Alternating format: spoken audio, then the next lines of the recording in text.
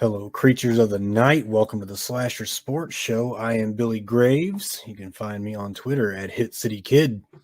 Follow us on the Slasher Sports account as well, if you don't mind, at Slasher Sports on Twitter and TikTok.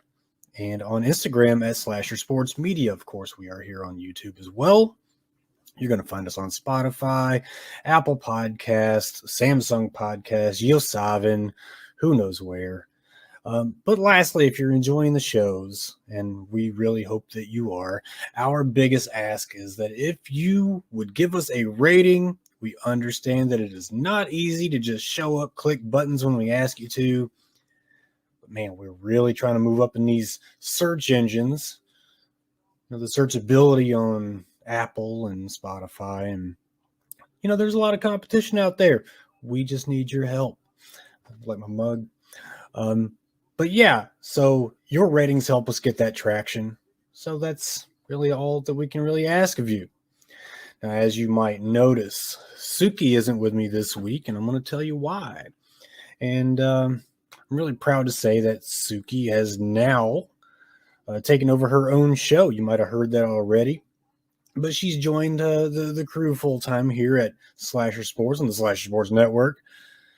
You can find her every week talking about a more tender side of sports, the side of sports where relationships are involved. Sports brings a lot of families together, and in the grand scheme of things, some of my most important memories are playing catch with my biological dad, hearing stories about how my favorite player, Barry Bonds, wouldn't last in the times of my dad's favorite player, Mickey Mantle. And there's, the memory of my stepdad and I watching the Braves and Pirates in the 91 pennant with Sid Bream sliding into home plate. Called safe, breaking my heart.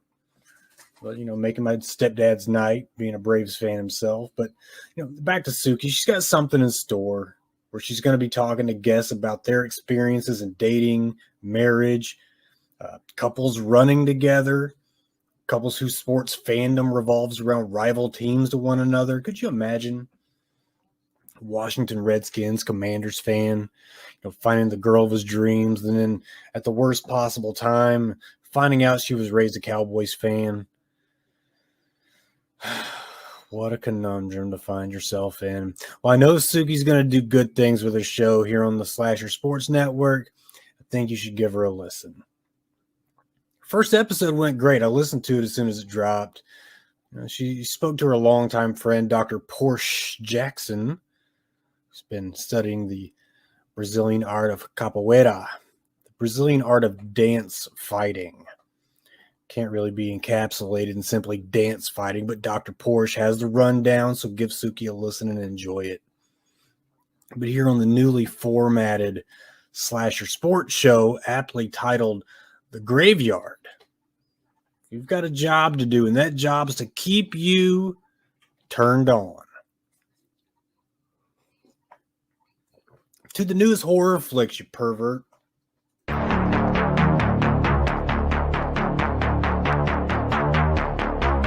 They will say that I have shed innocent blood. What's blood for, if not for shedding?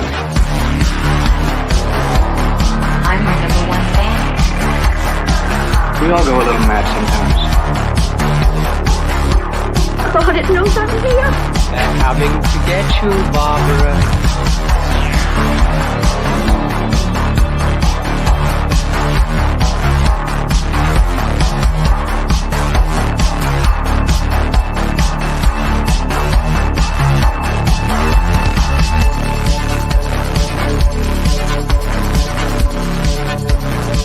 You're listening to the Slasher Sports Show with Billy Graves.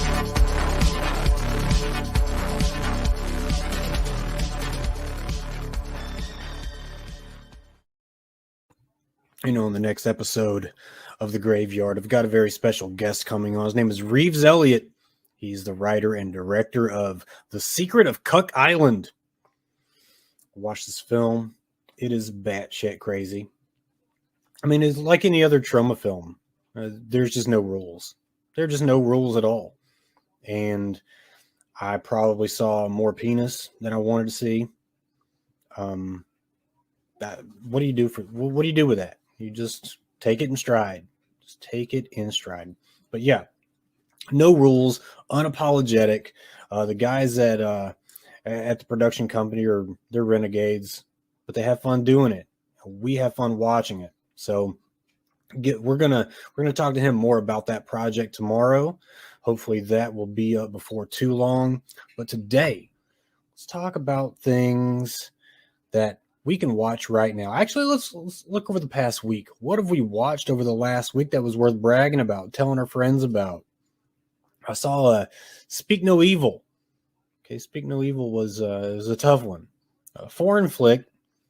The good thing about that one is if you have problems with subtitles, they are not, it's not too much on the subtitle front. Okay, it's a lot of it spoken in English. You're gonna have a couple of times where they break off into different dialects and the subtitles are there, but it's not going to overwhelm you. It's something that you can watch. Speak No Evil. Well, the trailer really spells this one out. It does a really good job. No surprises other than the links the captor or captors will go to play their little game. In case you haven't been hip to it, there's a Dutch family, a Danish family that meet on holiday. And it's a European film because it said holiday instead of vacation. They seem to like, they seem to like each other. They're a really polite couple. Maybe a little too polite. You know what I mean?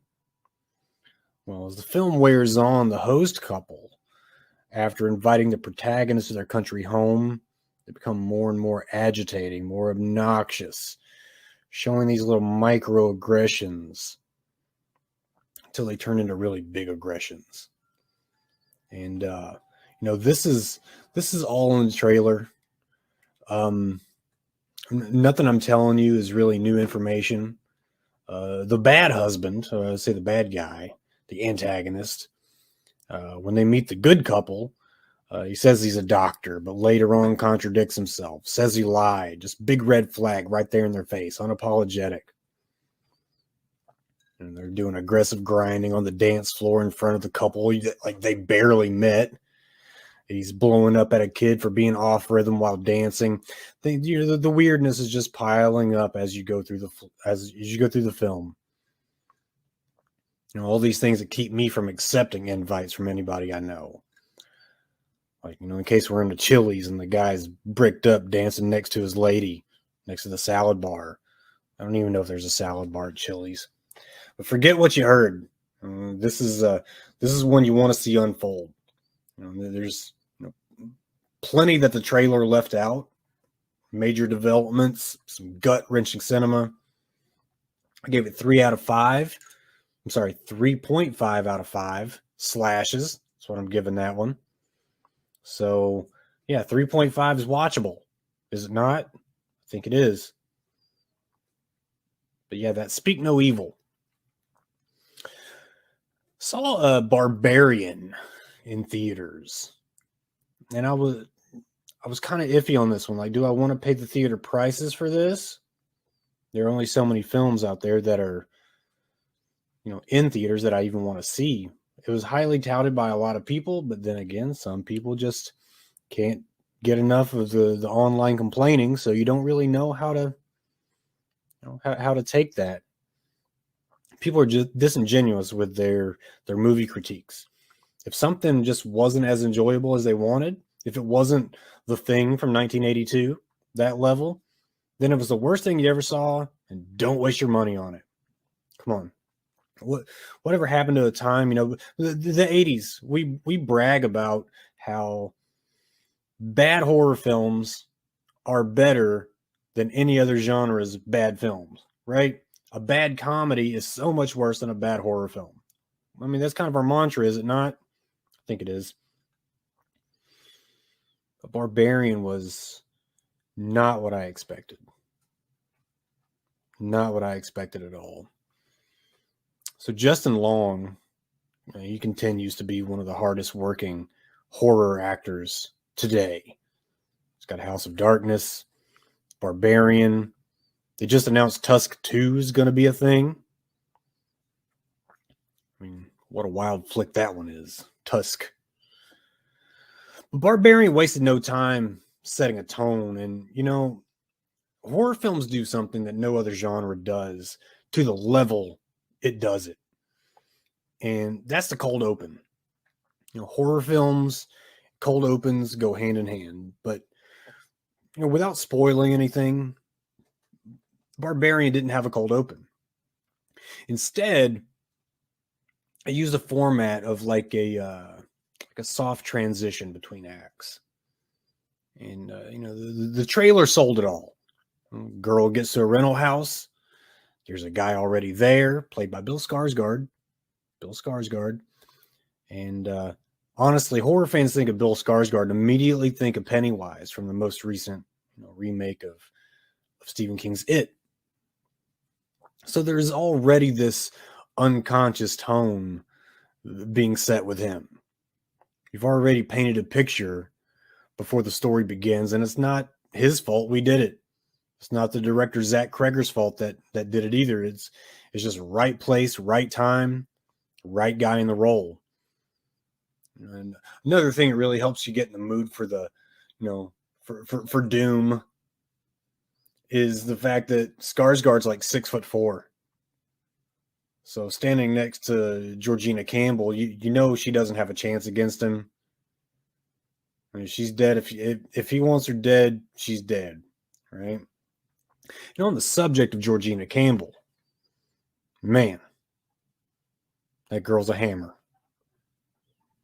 I can't remember right offhand if I've ever seen any of her other work, but she knocked this one out of the park. Justin Long finds his way into the story, and he's in a role that we're not necessarily used to seeing him in. He does get the worst ends of the deals in the movie that he's in. Like, for fuck's sake, the Creeper took his fucking eyeballs in Jeepers Creepers. I always wondered how the Creeper got those custom plates. How does he get the custom plates? Here in Tennessee, which I'm in Nashville, Tennessee, by the way, you used to have to go in person to the county clerk and get your plates.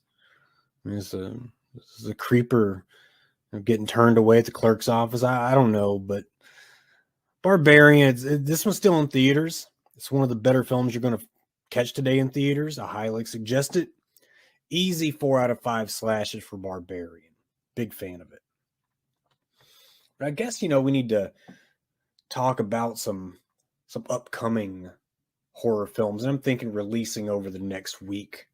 And I want to kind of talk about, films that you can catch in theaters, films that you can catch on demand, something you might be able to catch on Shudder, on one of your streaming services, kind of spread it out. If you don't have all the services, maybe we're going to talk about something that you can see without, spending, an arm and a leg, because we're about, introducing things that are possible to see, not something that we're not out to hurt anybody. So let's take a look at a few trailers. Okay, we're going to see how this works. I was a big fan of these movies. I've already kind of screened what's going on here, and once reviewing, we're just going to kind of shoot from the hip. I don't really have any notes planned. I just want to make this an organic kind of one-way conversation. But by all means, if you have opinions on what I'm talking about, hit up the comment section. If there is one, if you're on YouTube, hit up the comment section. If you're on Spotify or Apple or any of the others, just hit me up on Twitter at HitCityKid. I'll be happy to chat you up. But this one's called Blank. I think we need to take a quick look at it. But yeah, Blank, after checking on an AI-operated writer's retreat, to the retreat, where your new chapter awaits you. There's some wonkiness going on here. Hello? Welcome to the retreat, Miss Rivers. So yeah, Claire, she's finally meet you. She's going to be trapped in this house with Wayne Brady. Hello, Claire. My name is Rita. I am here to make your stay There's with us Rita as with comfortable as possible. those victory And assist rolls. I you think in those are completion victory of your rolls. work. Once upon a time, there was this writer. and There's she always had a writer. nothing in this world except for her books. Yeah, a secluded writer Stories. going to the wrong damn place. And they wanted her to write more. But she had run out of stories. Yeah, Something's wrong with the scanner. The door's not open. yeah, Some something's malware wrong, is all attacking right. the system. Nothing to worry about. This AI thing's getting out of hand. And it's affecting us in here. I can sense you are distressed. The virus has proven to be rather aggressive. Oh, look at those eyes. Please, open the door. I had an ex whose eyes did that during orgasm. I never saw it, heard about it. Claire, we are experiencing some internal issues. I don't understand. What does that mean? Wayne Brady's giving the calls coming from inside the house. You do not know yours. The manifest was erased. No one knows you're here. Oh boy. I'm gonna die in here. Yeah, I could see how this would be stress-inducing. Claire, My name is Rita. I will be your assistant for the Oh next yeah, 30 she got that days. Terminator thing going on with the robotic eye. Yeah, I like that. So, I mean, first thoughts, basically. All right, this was directed by Natalie Kennedy. Okay, Natalie, if you don't know Natalie Kennedy, she's kind of on a comeback trail. She hasn't gone away anywhere, but as far as directing goes, she's on the comeback trail. You know, between like 2010, something like that, I don't know, like before 2020, I know that she'd done several short films, and then between 2017 up to now, she hadn't done much at all outside of this miniseries called like Council Culture. So outside of Blank, she's got this one horror directorial credit. It wasn't a feature film because this is the debut, but it was her very first short film back in, I think I said 2010 earlier. But this was called Shed. Okay, so Kennedy, she's like an English theater kid. Okay, so it's not surprising that she has a lack of horror credits, but I want to see this one. Again, it's her feature film debut and kicking it off with a horror flick. And, Stephen Herman actually wrote this one. This is the same guy that wrote Black Box. I think it was Black Box. Don't shoot me. Don't quote me. You can quote me, but don't shoot me. But I think that was him, Black Box. I need to verify that one. This is, the one about the guy that, lost his memory. And they were doing all those experiments on him. They weren't really experiments. They were more like just tests. But it had Felicia Rashad, Claire Huxtable, TV mom. Nice little psych thriller. But honestly, it makes me want to see Blank even more with him writing it. Black Box was fantastic. But this one's got Rachel Shelley. If you don't know Rachel Shelley, she's another English gal, mostly on TV, but she's had her share of features. It's just been a while, so we got a lot of people kind of coming back to, maybe coming to for the first time and coming back to feature film. She doesn't have that many horror roles, but she was in this Christmas horror film. And if there's anything I love about the holidays, excluding Halloween, it's seeing a cheesy holiday horror flick. And Christmas has the lion's share of horror. But this one's called The Children, and it kind of blended two of my favorite subgenres of horror. Subgenres. We just couldn't leave everything under movies, so we had to create genres. But no, it wasn't broken down enough, so we had to come up with subgenres. It's not just horror, it's holiday horror. And The Children is a holiday horror and a killer kid flick.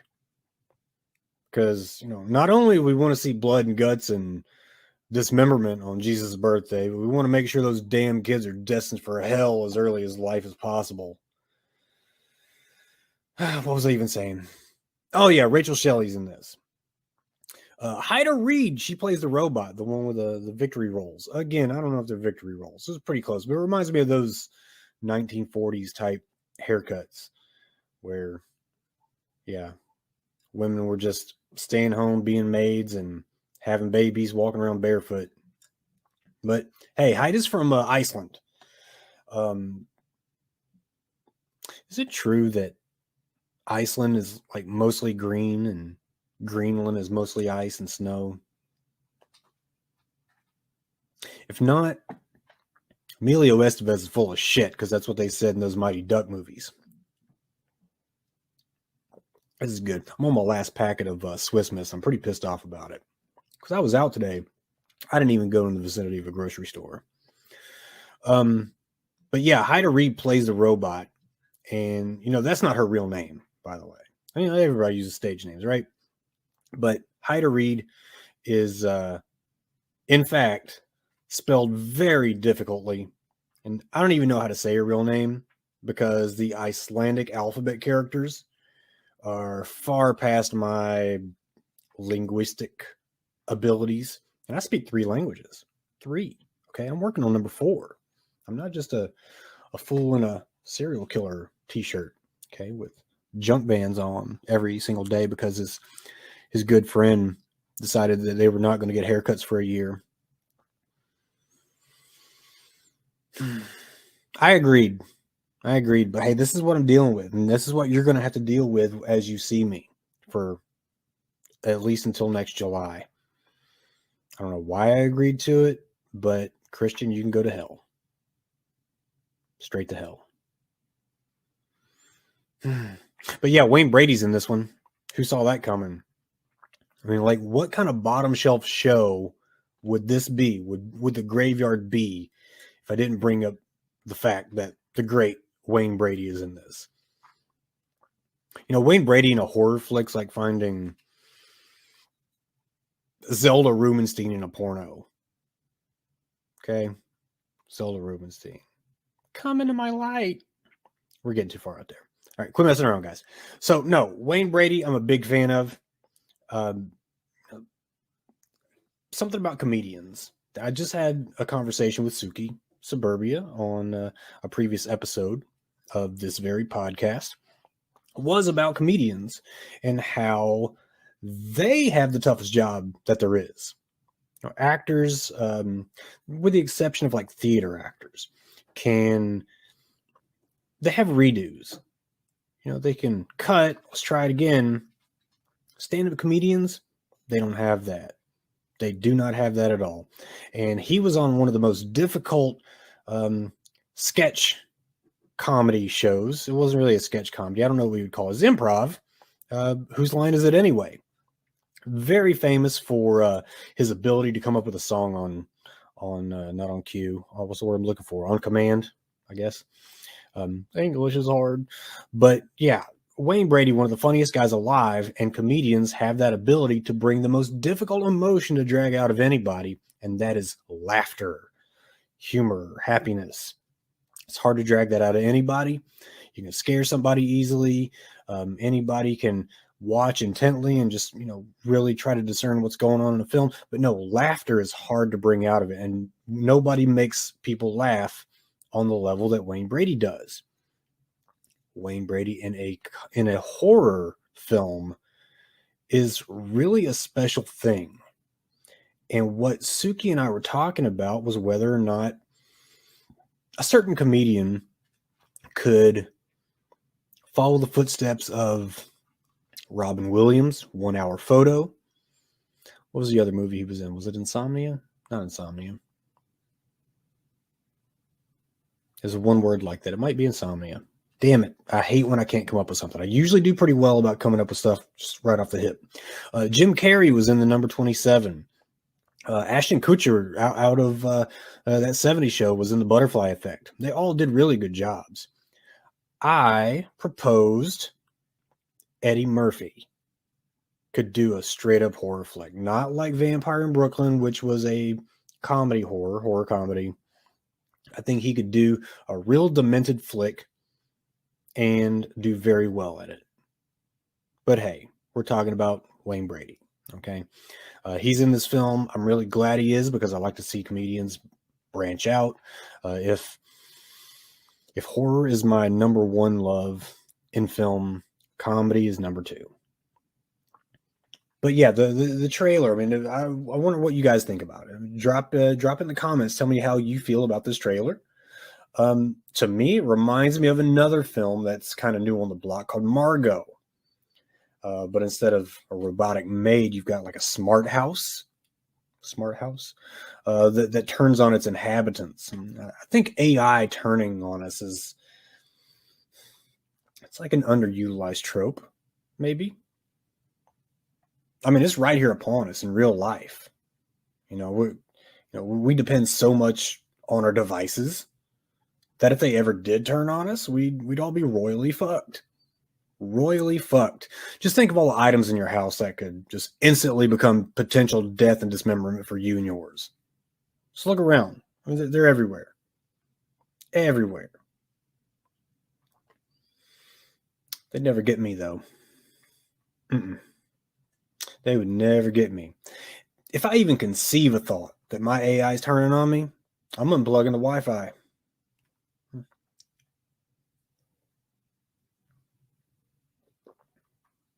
Did I mention how good the Swiss Miss is? Damn it. But yeah. What was the name of this one? Blank is, I was drawing a blank. This is available on video on demand, September 23rd. So by the time you hear this, time to see it, it should be out. So yeah, we need to watch this one, Graveyardigans. I think we really do. And hit me up when you do. I want to know how you felt about it. Try not to spoil it in the comments, though. Oh, I do want people to see it. I'm big on spoilers, man. I'm so big on spoilers. I complain about spoilers so much, maybe more than anybody really should. I think trailers should give away just enough, but not too much. I keep going back to it, and you're probably sick of me talking about it, but Godzilla versus Kong was completely spoiled for me. Completely spoiled. And it's because they let out of the bag that Mechagodzilla was going to be in the film. You could have held off on that. You really could have, because everybody went to the theaters to see Godzilla versus Kong. And if you drop in that third Mechagodzilla in there, it becomes a big surprise. Something to send the people happy. Like, you got more than you asked for. But there's fucking face was in that cloud of dust running across the city. Damn it. Well, furthermore, the next film is called Raven's Hollow. This one looked interesting enough to me that I wanted to share it. And, well, hell, let's just look at it and see what's going on. This is returning from a training exercise in upstate New York. Edgar Allan Poe and 4 other West Point cadets make a gruesome discovery. It's going to lead them into a forgotten community where they... Who does this to a man? Maybe it was natives? Yeah, There aren't any natives here anymore. What are you Always doing, blame the Poe? natives. Edgar! Got to say his first and last name so you know who we're talking about here. Oh, he said Raven. I know what that's about. What it is. Spirit. Raven's Hollow sounds like a town where I'd want to live. Indians call it bad medicine. Why does thou sit upon my grave, and will that next speak? Handle the volume on that thing. Where the legend began, so I guess we're getting an origin story here. I like the idea of an origin story.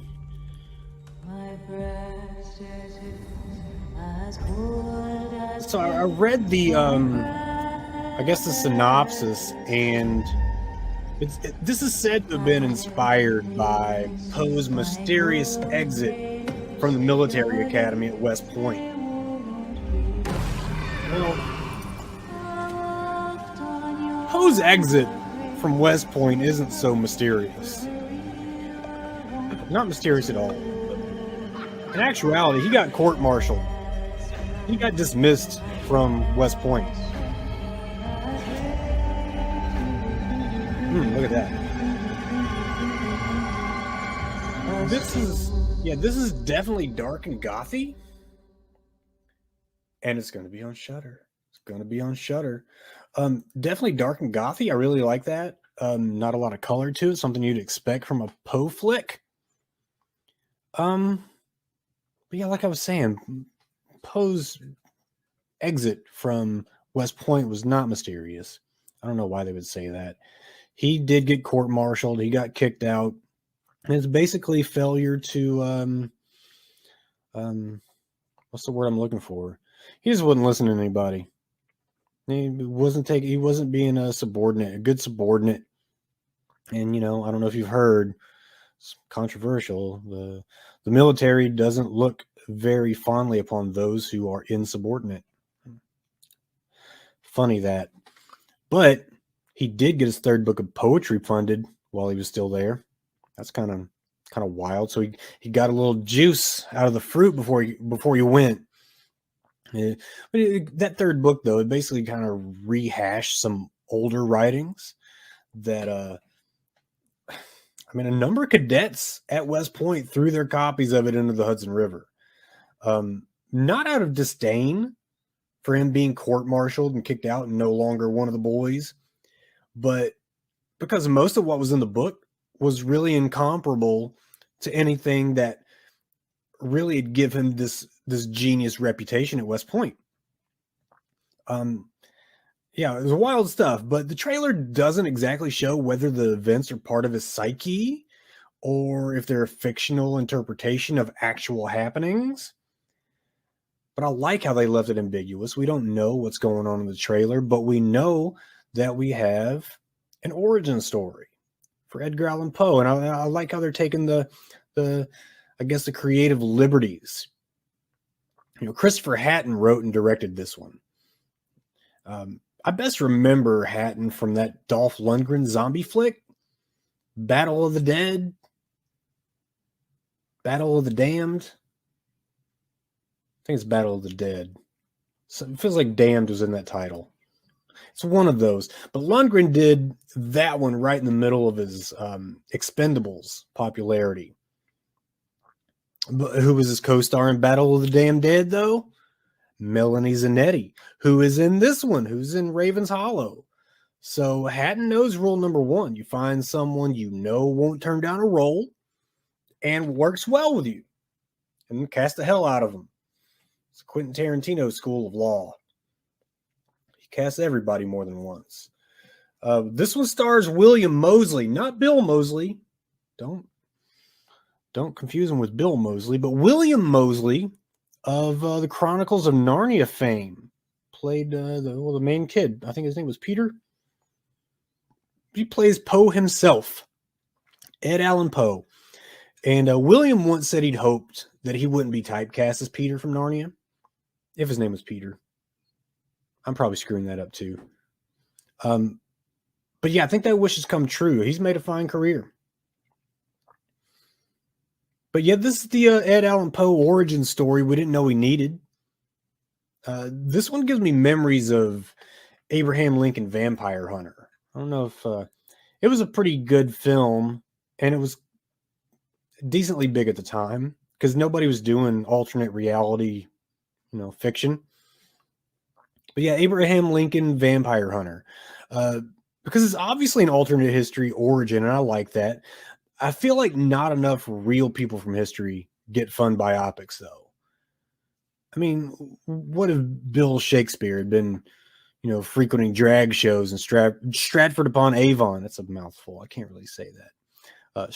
He'd been frequenting drag shows in Stratford upon Avon, and that's why he had, women play all the parts in his plays. What if, what if?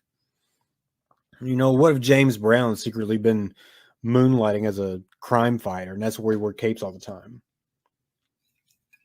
James Brown.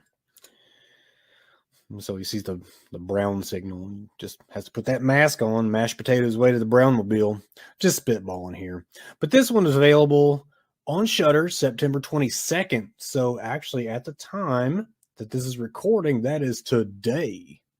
So you can turn on Shudder right now and find Raven's Hollow. So that's pretty solid. Moving on to the next one. This one looked really good to me. And I don't know if it's because of nostalgia vibes, but let's take a look at it real quick.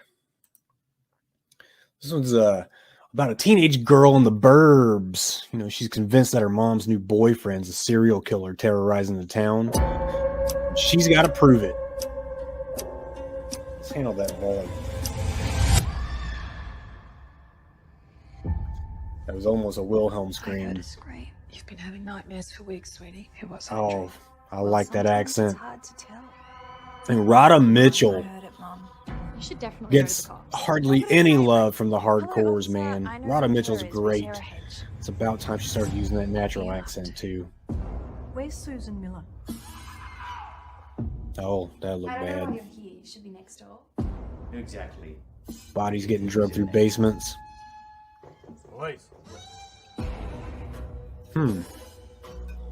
He hunts.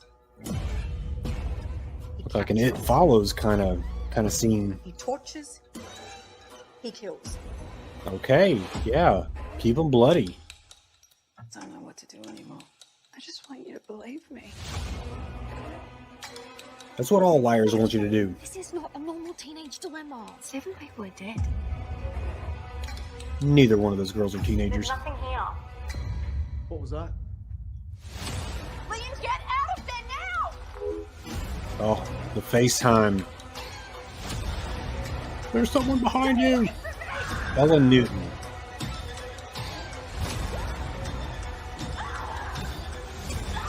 Okay, I can get down with this.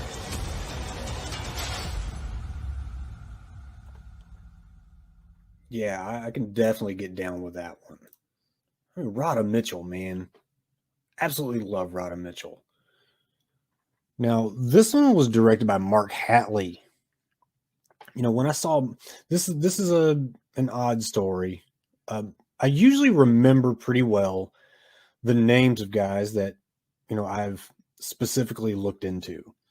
And Mark Hatley, when I saw that he was directing this, I pretty much had to think to myself, who the hell's Mark Hatley? Hartley. I'm thinking Hatley. Mark Hartley. I didn't know who he was. And it just didn't set in that I actually did know who Mark Hartley was. But it was because he hadn't done a feature film in, well, shit ever that I really knew of. At least not a horror film. What he had done, did you hear that little whistle? What he had done that I knew from him, and the reason it wasn't sinking in, is a shit ton of great documentaries. He did the Electric Boogaloo doc. He did Machete Maidens Unleashed, and that's the one that I'm suggesting to all of you right now. It's a documentary on the exploitation filmmaking in the Philippines, where it was basically guerrilla filmmaking, like no standards, no regs, just dirt cheap labor. I can't even begin to tell you how much I enjoyed that. I'm probably going to have to look it up and watch again. But this is his feature, The Girl at the Window. And did I say he's got Rhoda Mitchell? She's done a little bit of everything. And possibly unfairly underrated. You know, mid to late 90s teenagers like myself, born in 82. We know it from the video game adaptation Silent Hill, which came later, you know, after the 2000s, like 05, 06, 07, something like that. But even though she's got credits in every genre of film known to man, her horror films, and that's what we're here to praise, right? It's the Graveyard. We're not here to talk about romantic comedies. Her horror film resume is small, but it is strong. Outside of Silent Hill, you got Pitch Black. Pitch Black is fantastic. You got Rogue, about the giant crocodile in the mudslide. You got the Crazies with Timothy Olyphant. I mean, there was really a period of time where she was putting out pure bangers. And, you know, I'm glad to see her here. She may have been doing a lot of things between now and then, but I mean, I don't watch anything but horror. And if she wasn't doing horror, then in my mind, she wasn't doing anything. Like I'm lame, but I owe it. I own it. But yeah, this one gives me Disturbia vibes. I don't know if you remember that film. I think it was another early 2000s flick. Shia LaBeouf, David Morse, Carrie Ann Moss, maybe? I think. Matrix Lady. But yeah, it gives me Disturbia vibes. Other than the house arrest factor and the just completely batshit crazy lead actor, of course. Now, Disturbia was made at a time when Shia LaBeouf was still normal, pre-Mia Goth, which I have questions about that, but we can save that for another episode. I'm just saying, they've known each other a long time. She's pretty young. I am hyped up about Rhoda Mitchell, but just from what we saw in the trailer, it seems that this film is going to revolve more around the daughter, played by Ella Newton. Per upcominghorrorfilms.com, the dynamic is, the daughter, who's played by Ella Newton, she thinks the mom's new boyfriend is possibly the killer. Said that before. IMDb does not specify that. But if that's the case, I've always been a fan of that trope. The mom's always dismissive of the kid. We're put in like this omniscient POV where we get to see both sides. Well, all three sides unfold. I'm down with it. Let's watch it. And let's do that on September 27th, video on demand. It's going to be a great one. Now, I went back and forth on whether or not I was going to talk about this one. Today, anyway. It was going to be talked about. I just didn't know whether I wanted to talk about it today. But let's look at a film that finally got a trailer, and maybe we can make a little bit of sense of some issues that are out there. Let's give it a look.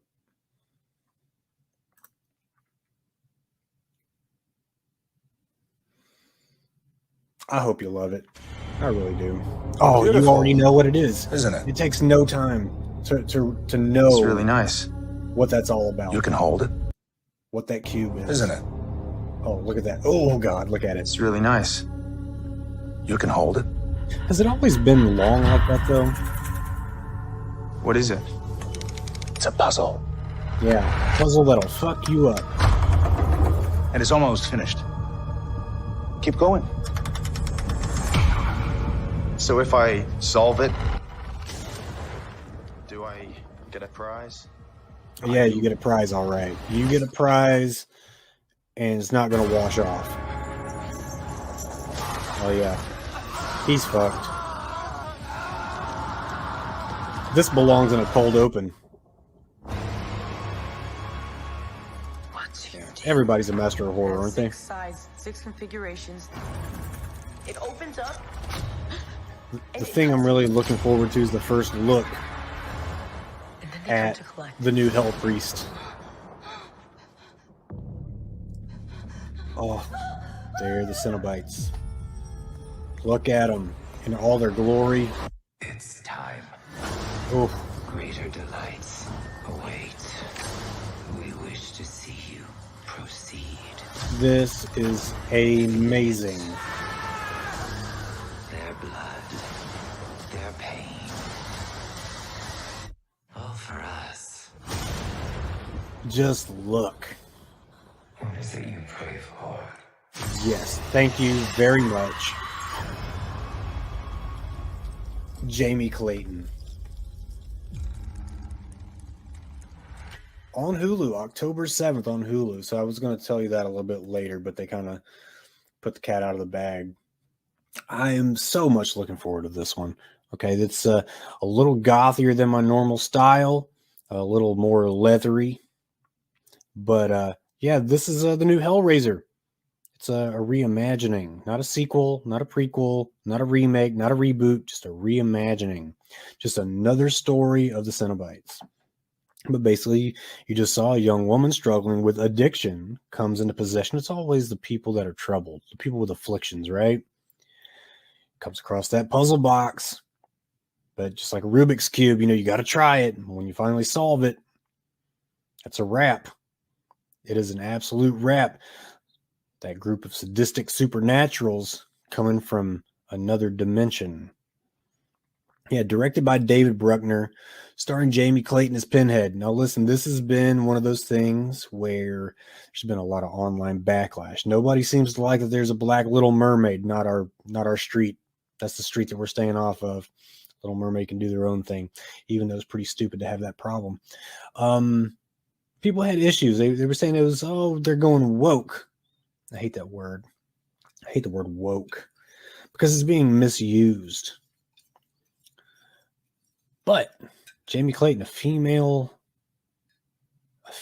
Pinhead, which really it's an actress, a female actor playing Pinhead.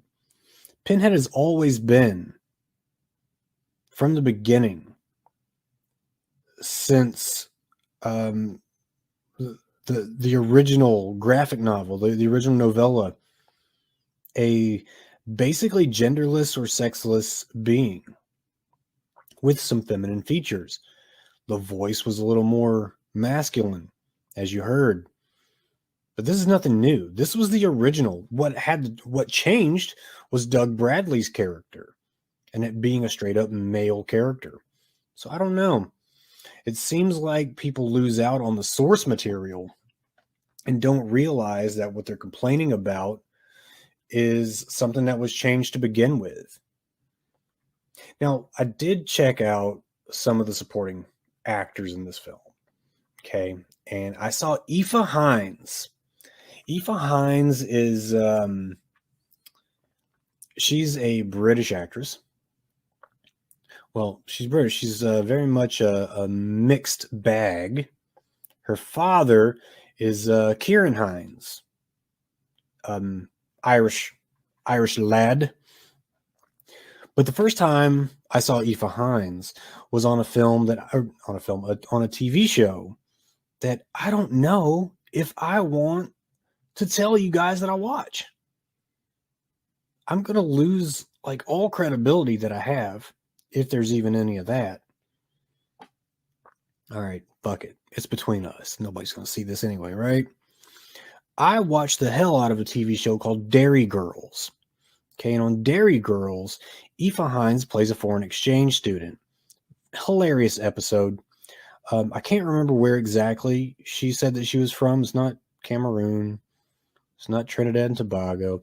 But they kept saying that she was Chinese, and she's very much not Chinese.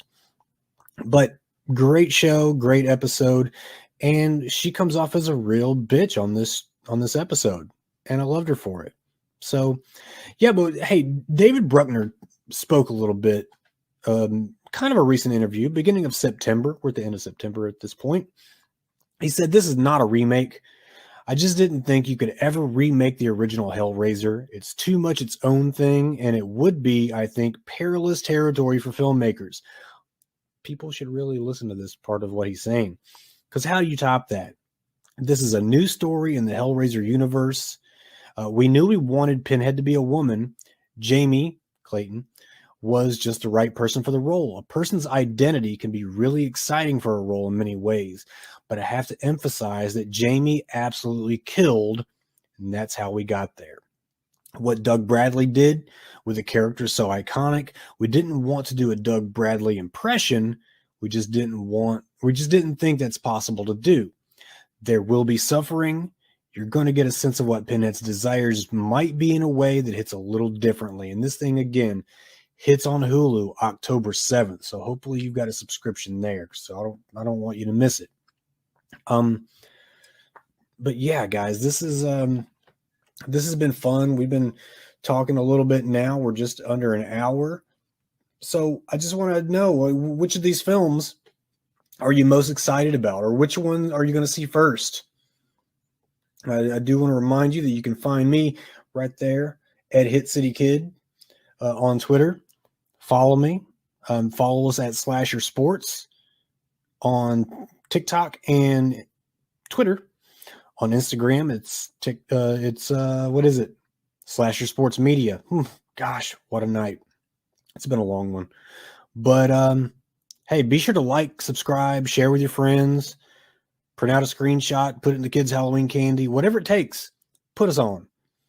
Actually, this is probably not kid friendly. I've said the F-bomb a few times. But I do hope you enjoyed this episode of The Graveyard on the Slasher Sports Network. I mean, we got everything from sports and entertainment, college football to horror flicks, pro wrestling. We're having fun with it. We hope you are. Again, like, subscribe, share, everything that gets us out there. Now, just remember, I've got this guest coming in tomorrow. I don't want you to miss this. We're gonna put you guys onto a very fun film and ways that you can help his projects blow up even more than they already have. Now, go forth, and may you drink the blood of your enemies from the skulls of their children.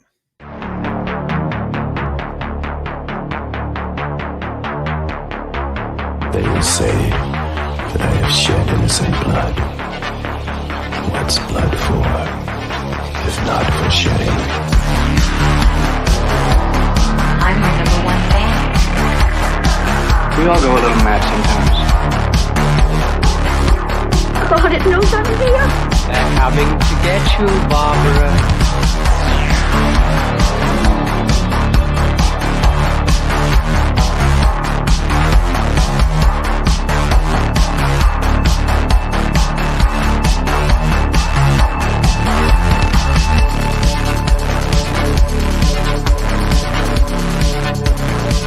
You're listening to the Slasher Sports Show with Billy Graves.